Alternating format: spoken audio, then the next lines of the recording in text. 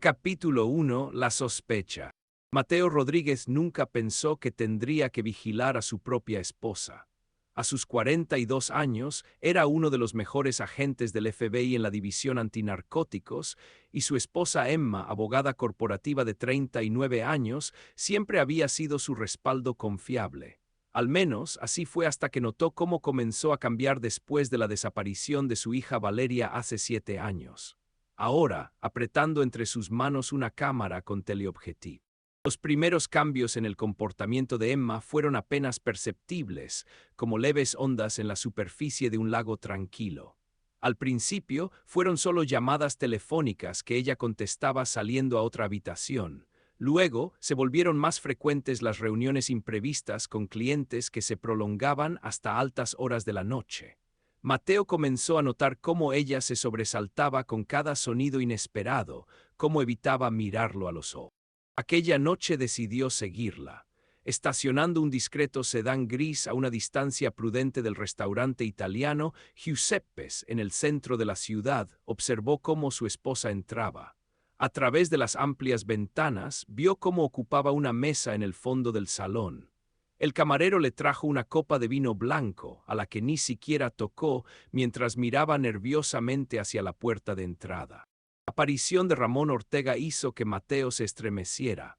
Conocía perfectamente a este hombre, uno de los mayores narcotraficantes de la costa oeste, a quien el FBI había intentado capturar sin éxito durante los últimos 5 años.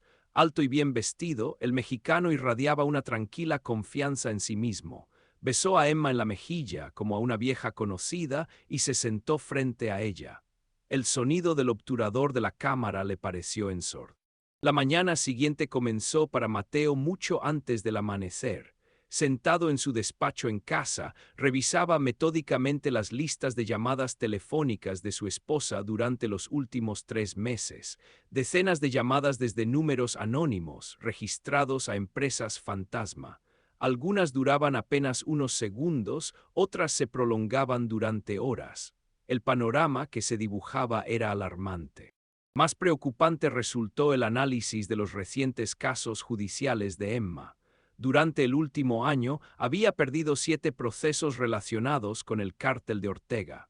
En todos los casos, las pruebas eran sólidas, los testimonios convincentes, pero de alguna manera, las evidencias clave quedaban comprometidas o desaparecían justo antes de las audiencias.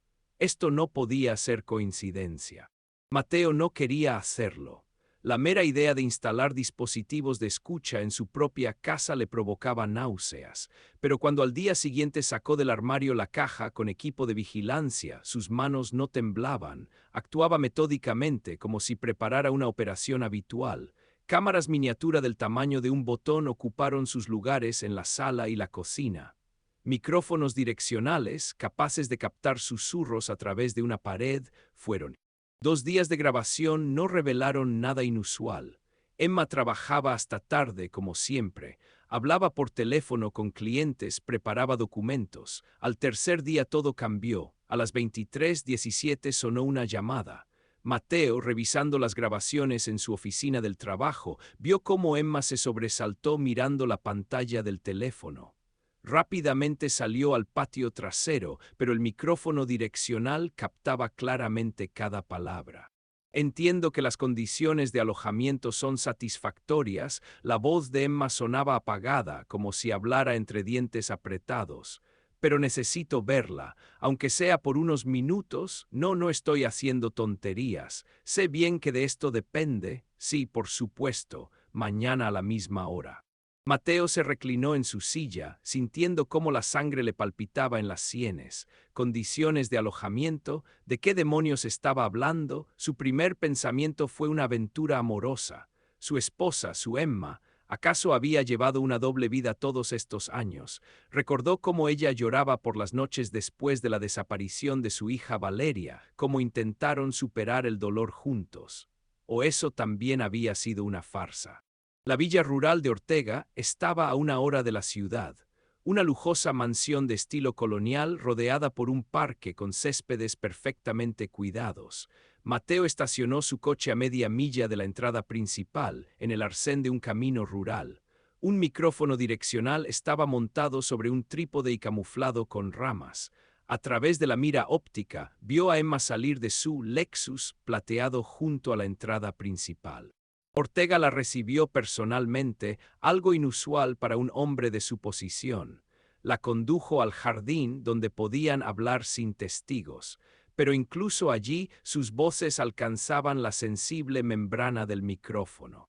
Tu hija se está convirtiendo en toda una belleza, Emma. La voz de Ortega destilaba miel, tan parecida a ti en tu juventud, aunque su carácter es más rebelde.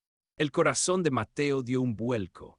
Hija, parpadeó seguro de haber oído mal, pero las siguientes palabras de Emma lo dejaron helado. No te atrevas a amenazar a Valeria. En la voz de su esposa había una furia que nunca antes había escuchado. Estoy haciendo todo lo que me pides, controlas toda mi vida y mi cuerpo. Los documentos para esos 2 casos estarán listos para el miércoles, pero con Valeria todo debe ser como acordamos. Puedes tomarme cuando quieras, pero ni se te ocurra ponerle un dedo encima. Esa noche Mateo no pudo dormir. Las palabras de Ortega sobre Valeria resonaban en sus oídos. A las 3 de la madrugada, estacionó frente al edificio de oficinas donde se encontraba el bufete jurídico de Emma. El guardia de la entrada lo conocía como el esposo de una de las socias senior y simplemente asintió amablemente. El despacho de Emma estaba en el 14º piso. La cerradura se dio en 30 segundos, las habilidades adquiridas en la academia. Registró metódicamente el despacho, tratando de no dejar rastros. Los cajones del escritorio, el archivador, la caja fuerte, nada. Su atención fue atraída por una vieja fotografía sobre el escritorio, los 3 en la playa, Valeria construyendo un castillo de arena. Mateo recordaba ese día. Fue un mes antes de su desaparición. Mecánicamente levantó el marco y se quedó inmóvil. Debajo había una pequeña memoria USB. En el despacho reinaba el silencio, solo zumbaba el portátil encendido. La memoria USB contenía decenas de fotografías ordenadas por fechas. En ellas estaba Valeria, ya no la niña pequeña que recordaba, sino una adolescente, delgada con uniforme de doncella, limpiando ventanas en una lujosa mansión, poniendo la mesa, regando flores en un invernadero. La última foto había sido tomada hace apenas una semana. 7 años, durante 7 años su hija. Su cabeza retumbaba mientras conducía a casa. Los eventos de los últimos días formaban un cuadro monstruoso. Ortega había secuestrado a Valeria para chantajear a Emma. La obligó a trabajar para el cártel, a destruir pruebas, a sabotear casos en los tribunales, y ella había guardado silencio todos estos años, temiendo por la vida de su hija. Y por supuesto seguramente las amenazaba a ambas con la muerte si se descubría la verdad. Al volante Mateo se encendió el escáner policial. Las ondas estaban llenas de llamadas habituales, robos, peleas, incidentes domésticos. Un par de veces aparecieron los indicativos de oficiales que conocía personalmente. Algunos de ellos seguramente estaban en la nómina del cártel. Mateo lo sospechaba desde hacía tiempo, pero no podía probarlo.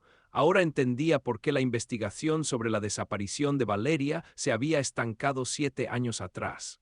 El sistema estacionado frente a su casa, permaneció largo rato en el coche, mirando las ventanas iluminadas del dormitorio. Emma no dormía, veía su silueta junto a la ventana. Quizás esperaba otra llamada de Ortega, o simplemente no podía dormir igual que él. Actuar por vías oficiales era inútil, demasiadas personas en la policía y la fiscalía estaban compradas por el cártel. Solo quedaba un camino. Sacó su teléfono y marcó el número de su jefe en el FBI. Soy Rodríguez, necesito unas vacaciones. Sí, ahora mismo, asuntos familiares, 3 semanas serán suficientes. Gracias, sabía que podía contar contigo. Salió del coche. En el maletero había una bolsa con equipo militar que guardaba para días negros. Parecía que ese día había llegado. Era hora de traer a su hija de vuelta a casa. Y si para ello tenía que destruir el imperio de Ortega, bueno, estaba dispuesto a pagar ese precio. Capítulo 2. La preparación. La lluvia golpeteaba el parabrisas del viejo Ford, estacionado en la colina con vista a la villa de Ortega. Mateo llevaba 6 horas sentado al volante, fotografiando metódicamente a cada persona que entraba y salía. 3 semanas de vacaciones no era mucho tiempo para una operación de esta magnitud, pero no había tiempo para contemplaciones. Había pasado 7 años creyendo que su hija estaba muerta. Ahora cada día de demora le parecía un crimen. La villa de Ortega recordaba una fortaleza medieval disfrazada de lujosa mansión de estilo español. Una valla perimetral de 4 metros, alambre de púas camuflado con hiedra decorativa, cámaras de vigilancia hábilmente escondidas en las molduras, sensores de movimiento en el jardín y, lo principal, la seguridad. Profesionales, no simples matones de club nocturno. Se movían al unísono como un mecanismo único, cambiando regularmente sus posiciones. Mateo prestaba especial atención a un hombre alto de porte militar, al que los demás guardias llamaban la sombra. Brad Thompson, así figuraba en los documentos. Casi nunca se separaba de Ortega, siguiéndolo como una silenciosa y letal sombra. Incluso con los prismáticos se notaba lo entrenado que estaba para escanear el espacio alrededor de su jefe, evaluando instantáneamente cualquier amenaza potencial. Al mediodía, un camión con provisiones se acercó a la entrada principal. La seguridad lo revisó durante casi 20 minutos antes de dejarlo entrar. Mateo anotó la hora en su libreta. Estas entregas ocurrían cada martes y viernes. Una posible brecha, aunque arriesgada. Seguramente habían investigado minuciosamente al conductor antes de permitirle trabajar. Por la noche, de vuelta en su apartamento alquilado en las afueras de la ciudad, Mateo extendió sobre la mesa las fotografías tomadas en los últimos días. Entre ellas había varias buenas tomas del patio interior, capturadas con la ayuda de un dron camuflado como un pájaro. Metódicamente, marcaba en el plano de la villa la ubicación de los puestos de guardia, las cámaras de vigilancia, las posibles zonas ciegas. El panorama resultaba desalentador. Sonó uno de sus teléfonos, aquel cuyo número era conocido solo por unas pocas personas en los servicios especiales. Llamaba Mike Turner, su viejo amigo de inteligencia militar. «Conseguí lo que pediste», dijo Mike sin preámbulos, «pero me debes una grande: el plano por pisos de la villa, el sistema de seguridad, el horario de cambios de guardia, todo está aquí. Los archivos llegarán a tu correo seguro. Y escucha, ten cuidado, Ortega no es de los que deja testigos». Mateo descargó los archivos en un portátil no conectado a la red. Los documentos resultaron incluso más detallados de lo que esperaba. Esquemas de ventilación, cableado eléctrico, alcantarillado, horarios de turnos de seguridad con precisión de minutos. Le interesó especialmente el ala de servicio, un pequeño edificio de 2 plantas conectado con la mansión principal por un pasaje cubierto. Si Valeria realmente trabajaba como doncella, debía vivir. Abrió una lata de cerveza y se reclinó en su sillón, mirando la ciudad nocturna por la ventana. En algún lugar a menos de 1 hora en coche, su hija se preparaba para dormir en su habitación del personal de servicio. Dormía tranquila, los recordaba a él y a Emma, o durante estos 7 años todo se había borrado de su memoria. Tenía que encontrar una manera de entrar. Tenía que traerla de vuelta a casa, a cualquier precio. Los siguientes 3 días los dedicó a preparar el equipo. Recorrió metódicamente tiendas de caza en diferentes partes de la ciudad sin detenerse en ninguna más de 15 minutos. En una compró un dispositivo de visión nocturna de grado militar, en otra, equipo de escalada. Un silenciador especial para su Sig Sauer tuvo que encargarlo a través de viejos contactos militares. Mosquetones, cables, guantes con almohadillas para moverse en silencio. Por la noche acondicionó 3 apartamentos francos en diferentes distritos de la ciudad. El primero, en un antiguo edificio industrial reconvertido en lofts; el segundo, en un respetable complejo residencial con estacionamiento subterráneo; el tercero, en un suburbio, en una tranquila zona de casas particulares. En cada uno había provisiones de comida, agua, medicamentos y un juego de ropa limpia. Si algo salía mal, él y Valeria debían tener. Revisando otra tanda de fotografías de la seguridad de la villa, Mateo de repente se detuvo. Algo en el rostro de Brad Thompson le resultaba familiar. Amplió la imagen, estudiando los rasgos del guardaespaldas principal de Ortega. Porte militar, la característica cicatriz en la barbilla. En algún lugar ya había visto a este hombre. Mateo abrió su portátil y comenzó una búsqueda en antiguas bases de datos militares. Brad la Sombra Thompson figuraba como desaparecido en acción hace 8 años. Antes de eso, un expediente impecable en unidades especiales, numerosas operaciones exitosas con decoraciones por valentía, y de repente desaparición sin rastro durante un permiso. Mateo avanzó en el archivo hasta la fotografía y sintió un escalofrío recorrer su espalda. En la imagen de hace 8 años estaba capturado su pelotón en Afganistán. Él mismo estaba. Los recuerdos lo inundaron como una ola. Aquella emboscada en las montañas, cuando los talibanes los acorralaron en un desfiladero, fuego cruzado, gritos de heridos, olor a metal quemado. Brad entonces cubrió la retirada del grupo, manteniendo la posición en solitario. Mateo volvió por él, lo sacó bajo el fuego con una pierna atravesada por una bala. Después estuvieron juntos en el hospital haciendo planes para el futuro. Brad hablaba de su novia. «Dios mío, Brad», susurró Mateo, mirando las recientes fotografías de su antiguo compañero junto a Ortega. «¿Cómo acabaste así?» La noche era sin luna. Nubes negras cubrían el cielo, prometiendo lluvia. Mateo yacía en la hierba húmeda de la colina, examinando la villa a través del dispositivo de visión nocturna.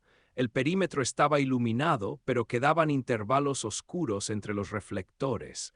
El sistema de seguridad parecía perfecto, pero cualquier sistema tiene puntos débiles. Solo hay que saber dónde buscar. Esperó hasta que los centinelas completaran su ronda y comenzó a avanzar lentamente hacia la valla. Su ropa negra lo hacía prácticamente invisible en la oscuridad. 15 metros, 10, 5, los sensores de movimiento estaban astutamente dispuestos, pero Mateo había estudiado su ubicación. Lo importante era moverse con el ritmo correcto, aprovechando los puntos ciegos entre los escaneos. El primer disparo sonó cuando ya casi había alcanzado el muro. La bala golpeó el suelo a escasos centímetros de su pie. Mateo rodó, apartándose de la línea de fuego, pero el segundo disparo pasó aún más cerca. El tirador era extraordinariamente bueno. Sonó una sirena. De la oscuridad surgieron figuras de guardias, rodeando rápidamente su posición. Mateo lanzó una granada aturdidora y corrió hacia los árboles. El destello cegó momentáneamente a sus perseguidores, pero sabía que era solo un respiro temporal. Abriéndose paso entre los arbustos, oía cómo la seguridad rastreaba la zona. Lo estaban conduciendo hacia la parte oriental de la valla, donde su ruta de escape quedaba bloqueada por una empinada pendiente. De repente, un rayo de linterna iluminó su figura en la oscuridad. Mateo se giró, sacando su pistola, pero se detuvo. Frente a él estaba Brad Thompson, apuntándole. A la luz de la linterna, su rostro parecía esculpido en piedra. De rodillas, despacio, la voz de Brad era fría como el hielo. Mateo obedeció, bajando a la tierra húmeda. La lluvia finalmente comenzó, tamborileando sobre las hojas de los árboles. Brad se acercó sin bajar el arma. Su mano se extendió para arrancar la máscara del rostro del intruso, pero de repente se detuvo. A la luz de la linterna brillaron las placas militares en el cuello de Mateo, las mismas con las que había atravesado Afganistán. Brad conocía esas placas. Él mismo había grabado en ellas el nombre de Mateo con su cuchillo de campaña, cuando estaban emboscados en las montañas de Tora Bora. «Dios mío, Mateo», exclamó Brad bajando la pistola. En su rostro se reflejaba el asombro. «¿Qué demonios haces aquí?» «No puedo explicártelo todo ahora, Brad», respondió Mateo en voz baja. «Después te contaré todo, pero ahora simplemente vete y olvida que me has visto, por favor». Se miraron durante un largo segundo. En algún lugar a lo lejos se oían los gritos de los guardias acercándose a su posición. Brad levantó la pistola y disparó 2 veces al aire. «Se fue hacia el oeste», gritó por la radio. «Estoy persiguiéndolo, que todos se dispersen y bloqueen el perímetro occidental». Luego se volvió hacia Mateo y dijo entre dientes: «Tienes 2 minutos, corre, y no vuelvas a aparecer por aquí o la próxima vez dispararé a matar». Mateo se desvaneció en la oscuridad.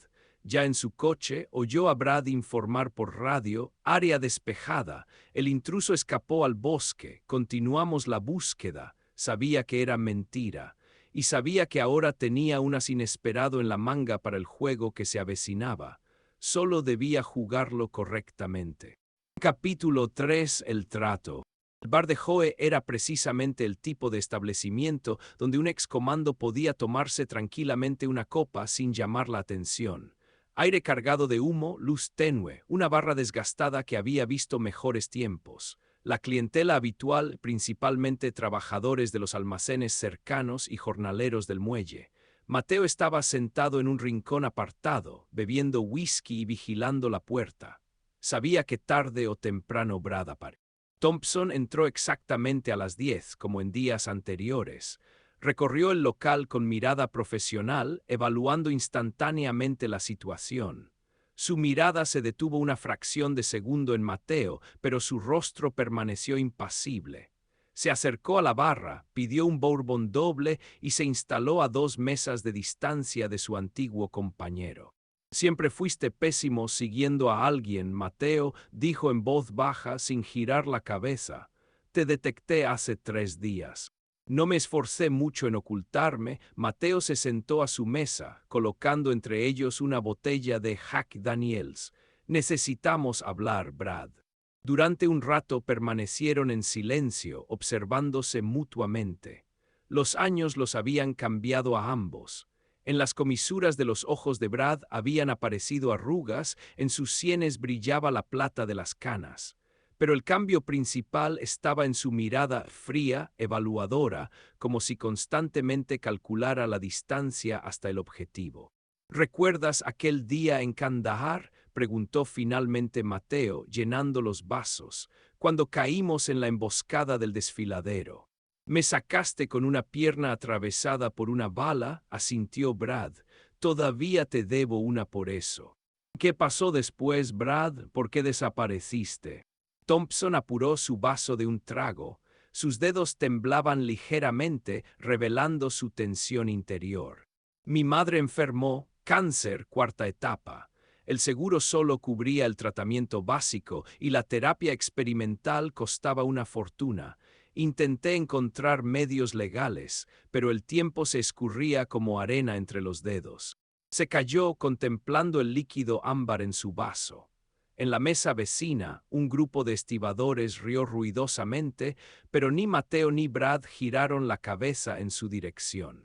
Ortega me ofreció trabajo, continuó Brad tras una pausa. Dijo que con mis habilidades ganaría rápidamente el dinero necesario. Acepté pensando que sería temporal. Trabajaría un año, reuniría el dinero para el tratamiento y me iría. Pero ya sabes cómo son estas cosas. No hay salida fácil de este negocio. ¿Y qué hay de Grace y de tu hijo? El rostro de Brad se alteró. Creen que estoy muerto. Es mejor para todos. No podía volver con ellos después de lo que hice. No podía arriesgar su seguridad. Mi hija está viva, Brad, dijo Mateo en voz baja. Está en la propiedad de Ortega todos estos 7 años. Brad levantó bruscamente la cabeza. En sus ojos brilló la comprensión. Por eso intentaste entrar en la villa. Maldición, debí haberlo adivinado. Mateo se inclinó hacia adelante, bajando la voz. Ayúdame, Brad. Conoces todos los sistemas de seguridad, todos los puntos débiles. Juntos podemos sacarla. Brad permaneció largo rato en silencio, mirando al vacío. Sus dedos giraban mecánicamente el vaso, dejando huellas húmedas en la desgastada mesa. En algún lugar del fondo del bar, Johnny Cash cantaba desgarradoramente sobre un hombre de negro caminando por la línea. No entiendes en lo que te estás metiendo, Mateo, pronunció finalmente. Ortega no es solo un narcotraficante, está obsesionado con el control, con el poder sobre las personas. Si metemos la pata, no solo nos matará, destruirá a todos los que nos importan. No tengo elección, negó con la cabeza Mateo. Es mi hija, tengo que intentarlo. ¿Y qué hay de tu familia? Grace, Jaque. Mateo tocó su punto débil. Todavía te quieren, te esperan. Puedes volver con ellos, comenzar una nueva vida. Los nudillos de Brad se pusieron blancos por la tensión. Ya no soy la persona que recuerdan. Pero sigues siendo la persona que cubrió mi espalda en Kandahar, quien salvó a la mitad de nuestro pelotón manteniendo la posición en solitario. Brad levantó la mirada, y Mateo vio en ella el reflejo de su antiguo amigo, aquel joven que mostraba fotografías de su novia y soñaba con tener su propia casa con una valla blanca. Está bien, exhaló después de una larga pausa. Te ayudaré, pero lo haremos a mi manera. Durante la siguiente hora, se inclinaron sobre el plano de la villa que Brad esbozó en una servilleta. Su plan era simple y efectivo. Simularía el descubrimiento y la eliminación de un espía desconocido para adormecer la vigilancia de Ortega. Esto les daría tiempo para prepararse. El ala oriental está menos vigilada, explicaba Brad, haciendo anotaciones en el plano. Puedo crear una ventana en el sistema de vigilancia durante 10 minutos, no más. Tendrás que actuar rápido. Sacó de su bolsillo un smartphone y mostró a Mateo el horario de cambio de guardia. El grueso de la seguridad cambia a las 3 de la madrugada. El nuevo turno dedica los primeros 15 minutos a inspeccionar el interior del edificio. Esa es nuestra oportunidad. En 2 días, asintió Mateo, necesito preparar rutas de escape y un refugio seguro. Informaré a Ortega de que te he seguido y eliminado esta noche. Brad terminó su whisky. Eso debería tranquilizarlo, pero recuerda un error y estamos muertos. Esa misma noche, Mateo se reunió con Emma en su antiguo lugar, un pequeño café en las afueras de la ciudad, donde una vez celebraron su primer caso ganado. Ahora el local parecía más pequeño y oscuro que en sus recuerdos. O quizás simplemente el tiempo los había cambiado tanto a ambos que incluso los lugares familiares se veían diferentes. Emma parecía exhausta. Ojeras, movimientos nerviosos, mirada constantemente huidiza, todo revelaba a una persona que vive en constante temor. Cuando Mateo le contó el plan, palideció aún más. Es una locura, susurró, apretando una taza de café ya frío. No conoces a Ortega como yo. Él disfruta con el poder sobre las personas. Cuando se llevó a Valeria, me obligó a ver videos donde ella lloraba y nos llamaba.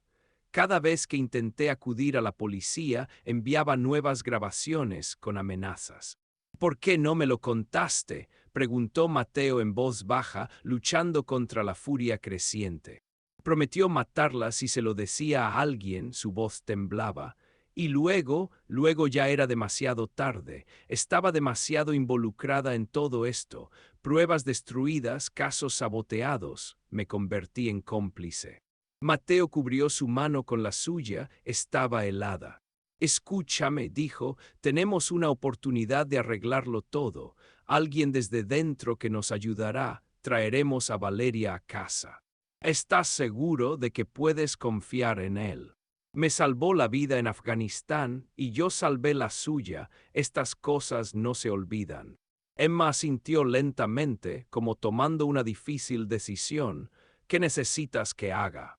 Simplemente continúa como siempre. No dejes que Ortega sospeche nada raro. Y cuando todo comience, prepárate para salir rápidamente de la ciudad. Al salir del café, Mateo se dirigió a su apartamento franco. Brad debía estar informando ahora a Ortega sobre la eliminación del espía desconocido. Todo iba según el plan, pero por dentro le carcomía la inquietud. Sacó de la caja fuerte una vieja fotografía, Valeria con un vestido rosa soplando las velas de una tarta de cumpleaños. Entonces cumplía 8 años. Un mes después desapareció. El teléfono vibró, un mensaje de Brad. Hecho, el jefe se lo ha tragado. Comenzamos en 48 horas. Mateo borró el mensaje y sacó un mapa de la ciudad. Era hora de preparar las rutas de escape. Tenía 2 días por delante para planificar cada detalle de la operación. 2 días para prepararse para el momento que cambiaría sus vidas para siempre. El precio del error era demasiado alto, todos lo entendían. En la calle comenzaba a llover. Mateo estaba de pie junto a la ventana, mirando las difusas luces de la ciudad. En algún lugar, en una lujosa villa, su hija se preparaba para dormir sin sospechar que muy pronto su vida cambiaría para siempre. Solo rezaba por una cosa que pudiera perdonarlo, por no haberla encontrado antes, por permitir que pasara 7 años cautiva, por haberla fallado entonces sin poder protegerla. Voy por ti, mi niña, susurró en la oscuridad, aguanta. Capítulo 4. El rescate. La noche era sin luna, como si estuviera hecha a medida. Mateo yacía en la hierba espesa al borde del territorio de la villa, observando el cambio de guardia. Su traje táctico negro lo hacía prácticamente invisible en la oscuridad. El reloj marcaba las 2:55, 5 minutos más hasta el inicio de la operación. En el auricular sonó la voz queda de Brad. Cámaras del perímetro desactivadas. Tienes 10 minutos hasta el reinicio del sistema, no la cagues. Mateo avanzó en silencio. Cada movimiento estaba perfeccionado hasta el automatismo, resultado de innumerables entrenamientos en las fuerzas especiales. Se deslizaba entre los árboles como una sombra, evitando las zonas iluminadas. Brad había cumplido su palabra, la seguridad estaba distraída con una falsa alarma en el ala occidental de la villa.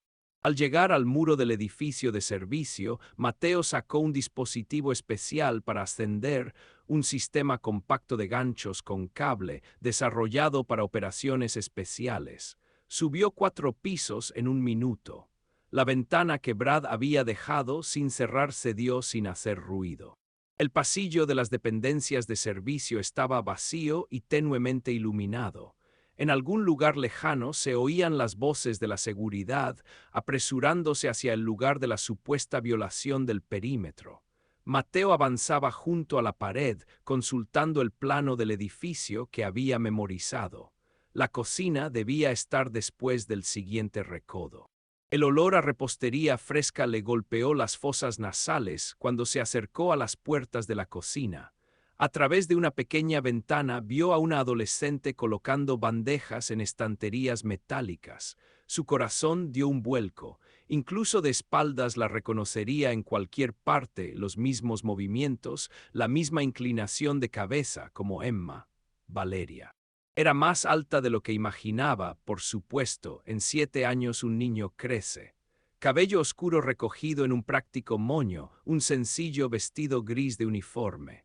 Cuando se giró, vio su rostro y por un momento fue como volver 7 años atrás, a aquella mañana cuando por última vez la llevó a la escuela. Mateo empujó suavemente la puerta. Las bisagras chirriaron traicioneramente. Valeria se volvió bruscamente, agarrando un cuchillo de la mesa de preparación. Sus ojos se agrandaron por el miedo. «No grites», susurró él, levantando lentamente las manos. «No te haré daño». «¿Quién eres?». Su voz temblaba, pero sostenía el cuchillo con firmeza. «¿Qué quieres?». En lugar de responder, Mateo se arremangó, mostrando una vieja cicatriz en el antebrazo, marca de una quemadura que sufrió cuando sacaba a la pequeña Valeria de una tienda de campaña incendiada durante su última excursión familiar. Ella solía pedirle que le mostrara esa marca de batalla, como la llamaba. El cuchillo cayó de su mano, tintineando contra el suelo de baldosas. Sus ojos se llenaron de lágrimas. «Papá», pronunció solo con los labios. Al momento siguiente ya estaba en sus brazos, con el rostro hundido en su hombro, como hacía de niña. Su cuerpo se estremecía con un temblor silencioso. «Pensé que se habían olvidado de mí», sollozó, «todos estos años». «Nunca», susurró él estrechándola con más fuerza. «Te buscamos, todo este tiempo te buscamos». El sonido de pasos acercándose les hizo separarse. Mateo se tensó instantáneamente, listo para el combate.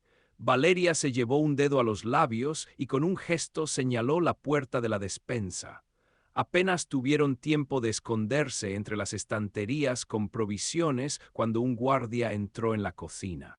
«¿Qué fue ese ruido?». Su voz sonaba sospechosa. «Me pareció oír algo». «Disculpe, señor Rodríguez», la voz de Valeria sonaba completamente tranquila, aunque Mateo sentía cómo temblaba su mano en la suya. «Se me cayó una bandeja». Estoy preparando el desayuno para el turno de la mañana. El guardia se detuvo, inspeccionando la habitación. Su mano descansaba sobre la funda de la pistola. En el auricular sonó la voz alarmada de Brad. «Tenéis problemas». Johnson notó una marca en la pared por donde subiste. Están comenzando una inspección general del edificio. Bueno, gruñó finalmente Rodríguez, pero haz menos ruido y no te quedes hasta muy tarde. Tan pronto como sus pasos se alejaron, Mateo tiró de su hija hacia la salida. Tenemos que irnos ahora mismo. Espera, Valeria corrió hacia su casillero y sacó una pequeña mochila. Lo preparé hace tiempo, cada noche esperaba que alguien viniera. Avanzaron por el pasillo, tratando de no hacer ruido. Mateo delante, Valeria detrás, imitando exactamente sus movimientos. Quedaban unos 30 metros hasta la salida de emergencia cuando aparecieron luces de linternas al final del pasillo. «Revisen todas las habitaciones», resonó una voz autoritaria. «El jefe quiere saber quién se infiltró en el territorio». «Corre», ordenó Mateo, empujando la puerta de la escalera de emergencia. Bajaron corriendo por los escalones, saltando de 2 en 2 o de 3 en 3. Detrás se oyó un grito y el ruido de pasos. Los habían visto. La primera bala golpeó la pared junto a la cabeza de Mateo, rociándolos con fragmentos de yeso. Se giró, sacando su pistola, y disparó 2 veces escaleras arriba, sin apuntar, solo para hacer que los perseguidores se cubrieran. Brad exhaló en el micrófono. «Necesitamos cobertura». «Ya estoy en ello», respondió este. En ese mismo segundo, en algún lugar arriba sonó una explosión ensordecedora. Brad había activado las granadas aturdidoras previamente colocadas en los pisos superiores. Aprovechando la momentánea confusión de la seguridad, salieron por la salida de incendios. El frío aire nocturno les golpeó la cara. Mateo se orientó y quedaban unos 200 metros a través del parque hasta el coche estacionado. «No te detengas», le dijo a su hija. «Pase lo que pase, corre hacia el Ford negro más allá de las puertas». En el despacho de Ortega reinaba el caos. El narcotraficante se movía frenéticamente entre los monitores de vigilancia. Su rostro habitualmente frío estaba distorsionado por la furia. En una de las pantallas, 2 figuras cruzaban el parque, acercándose rápidamente al perímetro exterior. «¿Cómo pasaron el sistema de seguridad?», rugió, golpeando la mesa con el puño. «¿Dónde demonios está Thompson?» «Jefe», uno de los guardias irrumpió en el despacho. «Hemos descubierto cámaras desactivadas en el sector oriental. Alguien creó deliberadamente una zona ciega». Ortega se quedó inmóvil. Sus ojos se estrecharon cuando se volvió hacia el jefe de seguridad, quien tenía acceso al sistema. «Solo usted, yo y Thompson». El guardia casi susurró la última palabra, comprendiendo su significado. «Encuéntrenlo», la voz de Ortega se volvió gélida. «Vivo o muerto, y tráiganme a la chica inmediatamente». Mientras tanto, Mateo y Valeria alcanzaron el seto vivo que separaba el parque de la carretera de acceso. De la oscuridad surgieron 2 figuras armadas. Mateo empujó a su hija detrás del tronco de un viejo roble y abrió fuego. Uno de los atacantes cayó, el otro se parapetó tras una fuente. «Papá», el grito de Valeria le hizo girarse. Desde la dirección de la casa se acercaba un grupo de guardias. Estaban atrapados. De repente, el silencio nocturno fue desgarrado por una ráfaga de disparos automáticos. Pero no disparaban contra ellos. Alguien había abierto fuego contra el grupo de seguridad que se aproximaba, obligándoles a buscar cobertura.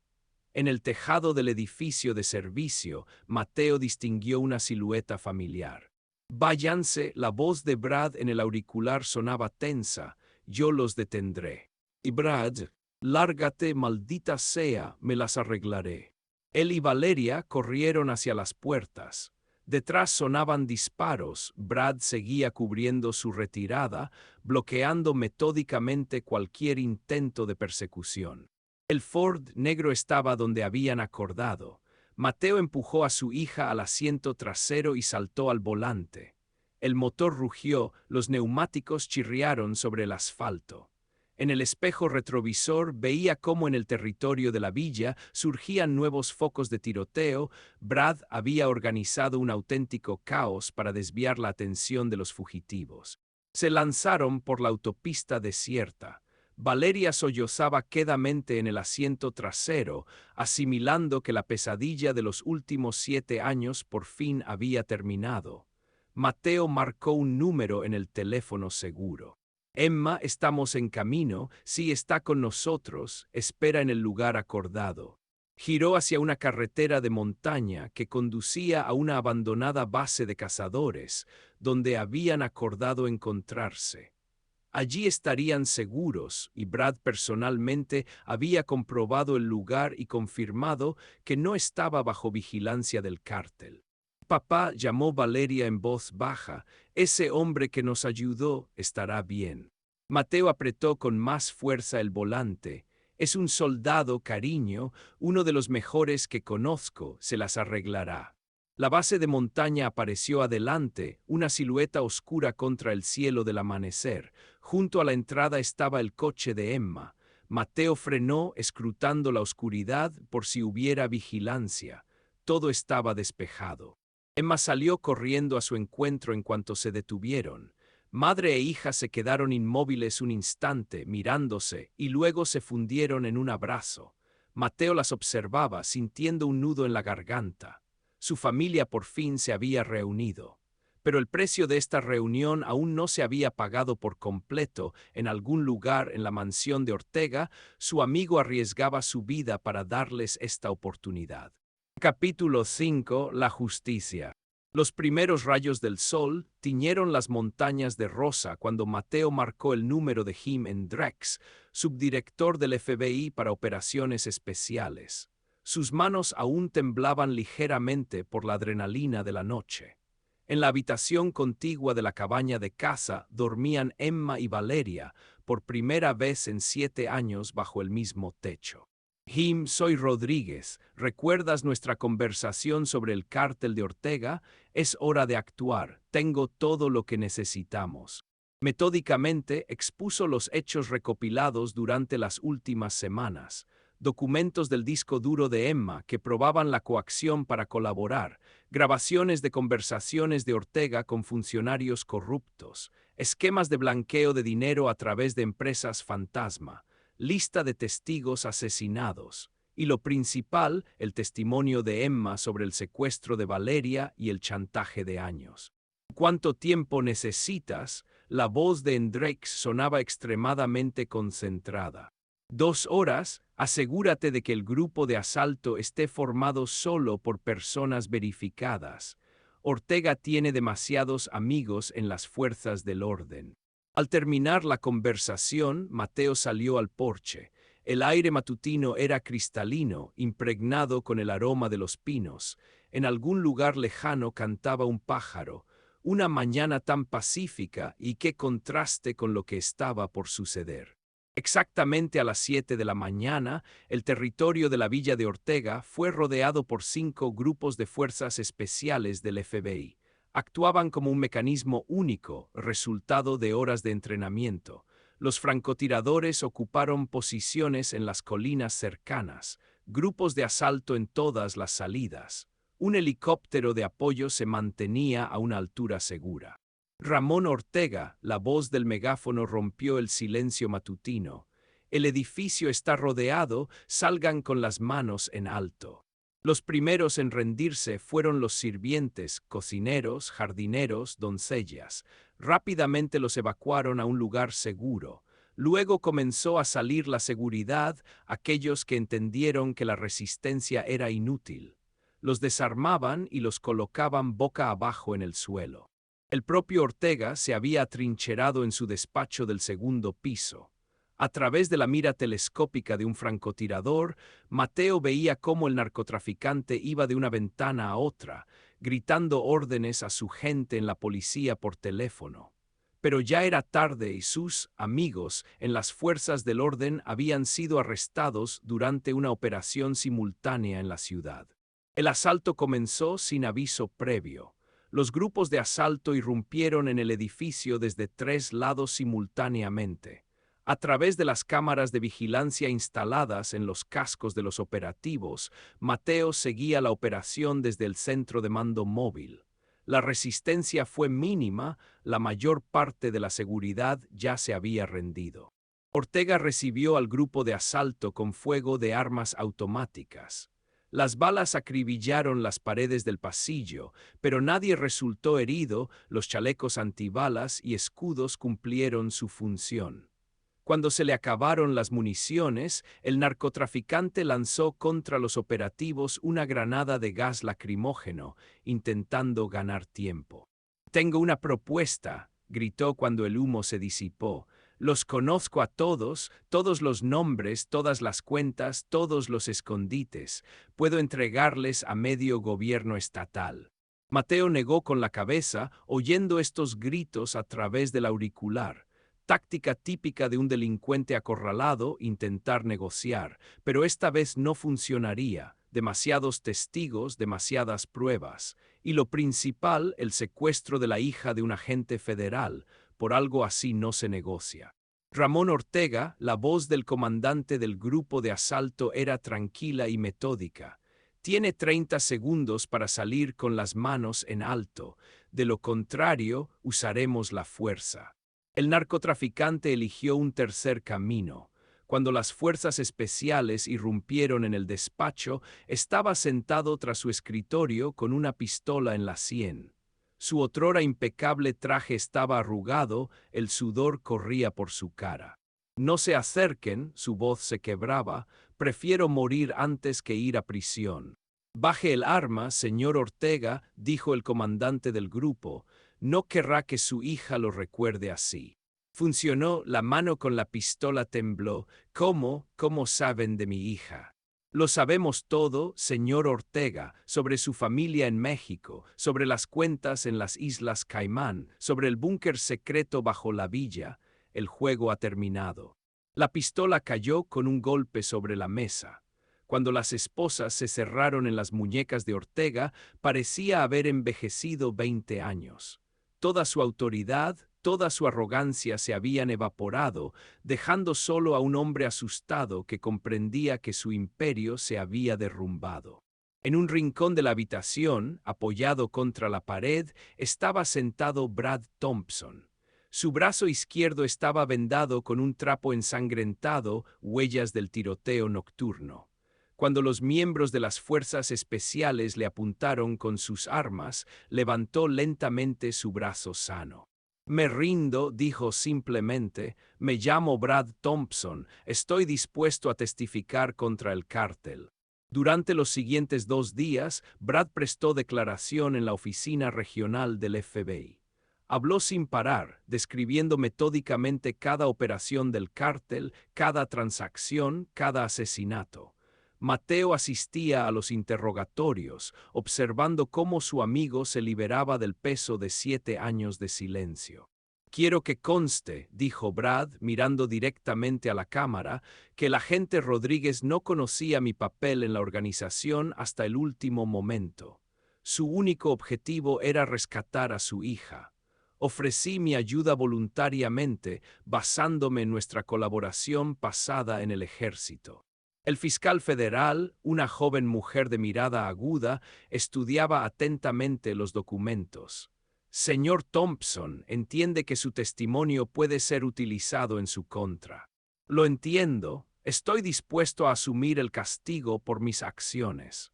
Pero pido que se tenga en cuenta mi cooperación con la investigación y la ayuda en la liberación de Valeria Rodríguez».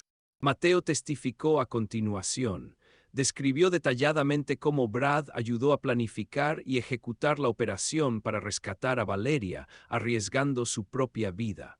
Cómo cubrió su retirada, dándoles tiempo para escapar.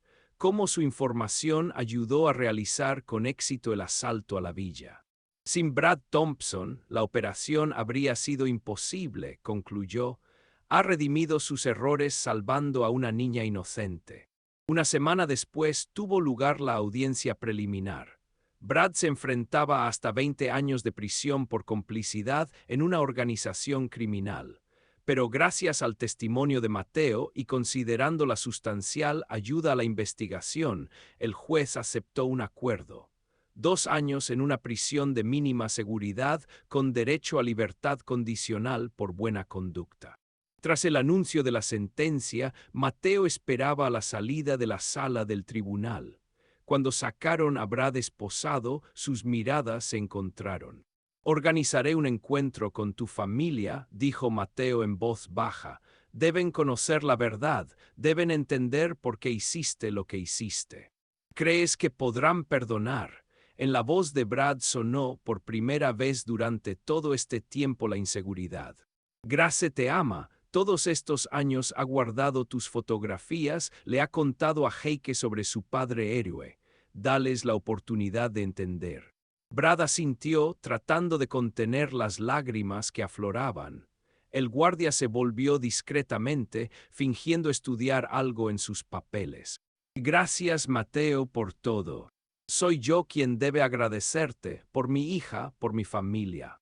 Cuando se llevaron a Brad, Mateo permaneció largo rato en el vacío pasillo del tribunal. Tras la ventana caía una ligera lluvia, pero por primera vez en muchos años sentía que la justicia había triunfado. No perfecta, no absoluta, pero humana. Esa justicia que da a las personas una oportunidad de redención. Capítulo 6. La nueva vida. 1 año después. El despacho de la doctora Sarah Reynolds se encontraba en la tercera planta del Centro de Rehabilitación Psicológica. Una habitación luminosa con amplias ventanas, cómodos sillones, luz suave, todo invitaba a una conversación confidencial. Valeria estaba sentada en su sillón favorito, con las piernas recogidas, y contaba su semana. Durante el año transcurrido había cambiado notablemente, desapareció la mirada acosada, se enderezó su postura en su voz. «He empezado a cocinar en casa», decía, y sus ojos brillaban. «Sabe, antes la cocina me recordaba a la villa, aquel tiempo, pero ahora todo es diferente. Mamá me compró un libro de recetas y cocinamos juntas. Ayer preparé lasaña, papá dijo que nunca había comido nada más delicioso». La doctora Reynolds tomaba notas en su cuaderno, sonriendo suavemente de vez en cuando. Había tratado a Valeria desde el primer día de su liberación y había visto cada pequeño paso en su camino hacia la recuperación. Las primeras semanas fueron las más difíciles: pesadillas, ataques de pánico, incapacidad para permanecer en espacios cerrados. Pero gradualmente, día a día, Valeria aprendía a vivir de nuevo. «¿Y cómo van tus relaciones con tus padres?», preguntó la doctora. «Decías que a veces te sentías extraña». «Ya mejor», Valeria jugueteaba pensativamente con un mechón de pelo. «Sabe, al principio era raro. Ellos me recordaban como una niña pequeña y yo había cambiado tanto, pero estamos aprendiendo a entendernos. Papá me lleva a partidos de béisbol, antes íbamos a menudo, y mamá simplemente me abraza cuando me siento mal. No hace preguntas, solo me abraza». En el pasillo se oyeron pasos. Era hora de terminar la sesión. Valeria se levantó, alisando los pliegues de su nuevo vestido, ya no más uniformes, no más batas grises de sirvienta. «Hasta la semana que viene», doctora Reynolds sonrió. «Le traeré mi lasaña, le prometo que nunca ha probado nada igual». En la sala de espera la aguardaba Emma. Madre e hija se abrazaron, un gesto sencillo que hace un año parecía imposible. Se dirigieron al coche, conversando animadamente. La doctora Reynolds las observaba alejarse, pensando en cuánto amor y paciencia se necesita para sanar las heridas del pasado. Pero esta familia lo estaba consiguiendo día a día, paso a paso. En la prisión de mínima seguridad, Oak-Ridge, reinaba el silencio. Grace y Jack estaban sentados a la mesa en la sala de visitas, esperando a que trajeran a Brad. Durante el año transcurrido no habían faltado a ninguna visita permitida. Jack, ahora un adolescente de 13 años, jugaba nerviosamente con la manga de su suéter. Todavía se sentía algo incómodo con estas visitas, aunque comenzaba a acostumbrarse a la idea de que su padre estaba vivo. Cuando apareció Brad con el uniforme gris de la prisión, el rostro de Grace se iluminó. Todavía lo amaba a pesar de 7 años de separación, a pesar de su pasado. O quizás, precisamente por ese pasado, ahora conocía toda la historia, entendía por qué había tomado esa decisión. Hola, campeón, Brad abrazó a su hijo. ¿Cómo vas con el béisbol? El entrenador dice que lo hago bien en segunda base. Jake se animó visiblemente. El sábado que viene hay un partido importante. El señor Rodríguez prometió venir a verlo.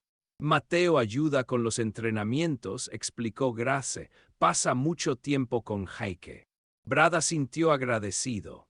Mateo había cumplido su palabra, no solo ayudó económicamente a su familia, sino que se convirtió para Jake en una especie de tío, un compañero mayor.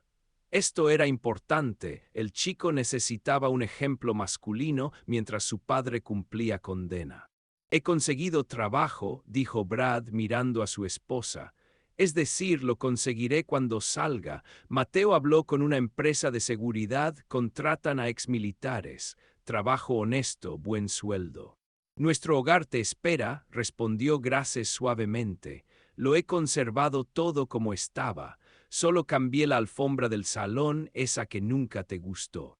Rieron por primera vez en mucho tiempo de forma tan fácil y sincera. Jake miraba a sus padres con asombro, apenas recordaba verlos reír juntos. En la cabina de cristal, el guardia tosió discretamente, el tiempo de visita estaba terminando. Brad abrazó a su hijo, besó a su esposa. Ahora las despedidas no eran tan dolorosas, sabían que pronto volvería a casa. Su comportamiento había sido impecable y el abogado contratado por Mateo ya había presentado los documentos para la libertad condicional. A la salida de la prisión les esperaba Mateo. Había traído a Grace y Jake en su coche, como hacía cada semana durante el último año. Mientras Jake le contaba sobre el próximo partido, Grace miraba los imponentes muros de Oakville. Un poco más, pensaba. Solo un poco más y su familia volvería a estar unida. La prisión federal de máxima seguridad, Terra Haute, se elevaba sobre el paisaje desértico como una fortaleza medieval. En una celda de aislamiento, separado del resto de presos, Ramón Ortega pasaba sus días. Su antigua arrogancia se había evaporado, dejando solo la sombra del otrora poderoso narcotraficante. El tribunal lo había condenado a cadena perpetua sin posibilidad de libertad condicional.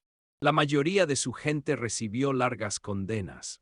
Policías corruptos, jueces, funcionarios, todos los que durante años habían ayudado al cártel acabaron tras las rejas. El imperio que había construido durante 20 años se derrumbó como un castillo de naipes. Y todo por un error subestimó la fuerza del amor paternal al decidir utilizar a la hija de un agente federal como peón en su juego. Emma volvió a ejercer la abogacía, pero ahora se especializaba en la defensa de los derechos de los niños. Su experiencia y comprensión de lo que atraviesan las familias de niños desaparecidos la convirtieron en una de las especialistas más respetadas en este campo. Trabajaba con organizaciones benéficas, ayudando a los padres a no perder la esperanza y a luchar por sus hijos. Su matrimonio con Mateo se recuperaba lentamente. Las heridas del pasado no habían desaparecido por completo, pero aprendieron a hablar de ellas abiertamente. Cada noche se reunían para cenar en familia, una tradición propuesta por Valeria. Ella preparaba sus platos especiales y ellos hablaban de todo, recuperando los años perdidos. Una de esas noches sonó el timbre de la puerta. En el umbral estaba Brad, lo habían liberado un día antes de lo previsto por buena conducta. A su lado, Grace y Jake, todos elegantemente vestidos. En las manos de Brad había una botella de vino y una caja con una tarta. Espero que no lleguemos tarde, sonrió. Valeria salió corriendo al recibidor, secándose las manos en el delantal. Justo a tiempo, la lasaña casi está lista. Se sentaron alrededor de la gran mesa en la sala, los Rodríguez y los Thompson, dos familias cuyos destinos se habían entrelazado de la manera más inesperada. Jake le contaba entusiasmado a Valeria su victoria en el campeonato escolar de béisbol. Emma y Grace discutían planes para las vacaciones de verano. Brad y Mateo se sentaban juntos, como en los viejos tiempos en Afganistán, solo que ahora en lugar de raciones militares tenían comida casera. Por la familia alzó su copa Mateo, por aquellos que nunca se rinden. Por la segunda oportunidad, añadió Brad mirando a su esposa e hijo. Por la nueva vida, dijo suavemente Valeria. Tras la ventana se apagaba el ocaso, tiñendo el cielo de tonos dorados. En algún lugar lejano ladraba un perro, jugaban niños. Una tarde normal en los suburbios, pero para ellos significaba mucho más. Era una tarde en que todas las cicatrices del pasado finalmente comenzaban a sanar, cuando el futuro ya no asustaba con su incertidumbre. Una tarde en que la justicia y la misericordia encontraron la manera de coexistir, ofreciendo esperanza de redención.